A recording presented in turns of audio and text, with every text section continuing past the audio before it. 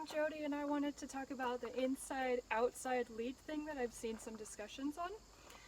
When I'm working with my clients, I like them to understand the why and the how of what we're doing. So I have a demonstration and an explanation that I use to do that. So first, I like to start off with a little story. So my introduction to Celeste was through one of the podcasts that I listened to.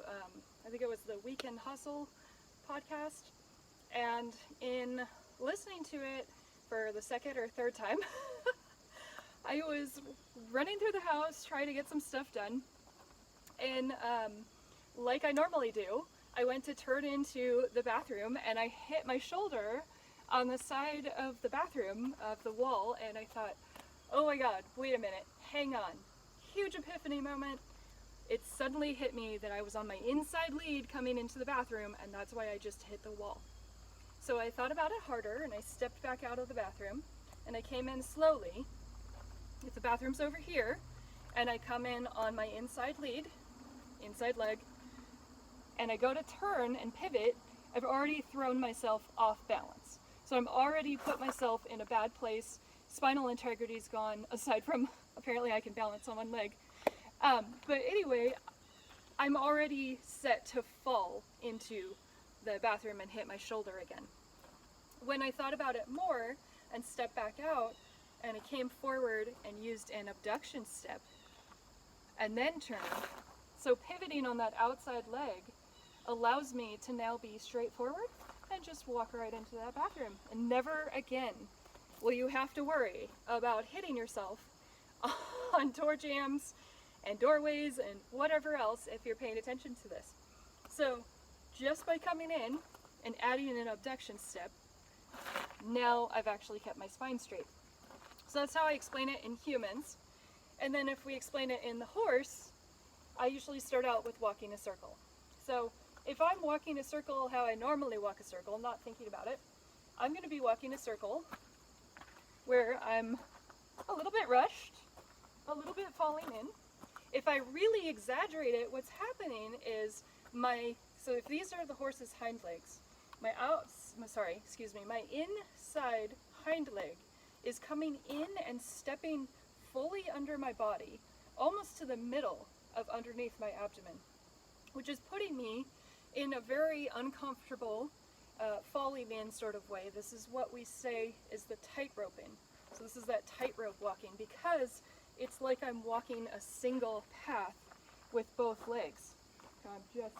And these are just my hind end, okay? This is just my hind end.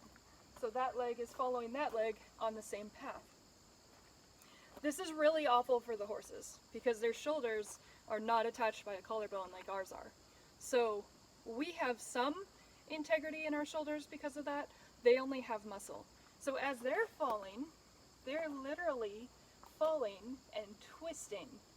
And the pelvis and the spine are attached.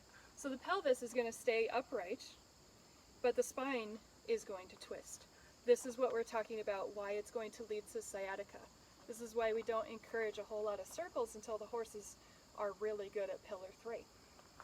Because you're stepping over and you're falling constantly. Now, as we start to add in the abduction step, which I always start this on the ground, and it's always one step to start. Okay, so as you're getting going on that, there's other videos on how to do the abduction step. This is just explaining the difference between inside and outside lead. So if I now add in the abduction step, it's going to come forward and out on my outside leg. So these are my hind legs again, as a horse. And as I step, if my outside leg comes out and forward, look at how straight my spine is. So obviously I look a little awkward because I'm exaggerating this whole thing. But my spine is now completely straight. I am not constantly falling in. That is why the abduction step is so important, because it does then allow that to happen. As another example, if you look at a record on a turntable, there is a shorter distance on the inside compared to the outside. So the outside has to take a larger step to get to where it's going.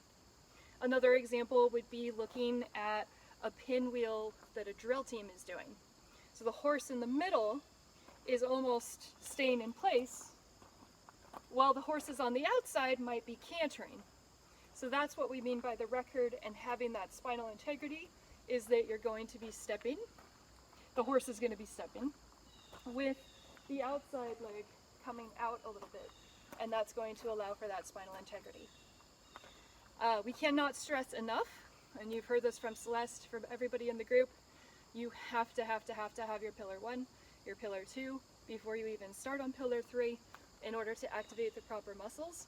You can, I shouldn't say, you should not, but we've had people who have skipped steps and gone to pillar 3 thinking, oh, that's it, it fixes things.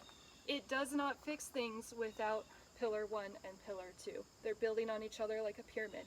Pillar 1 is the base at the bottom, pillar 2 is the next one up, pillar 3, that we do less of, especially to start, is the top of the pyramid. And if you take away pillar 1 and pillar 2, pillar 3 drops through. There's nothing there. So hopefully that helps a little bit more with the explanation on inside and outside lead. Thanks and have a great day.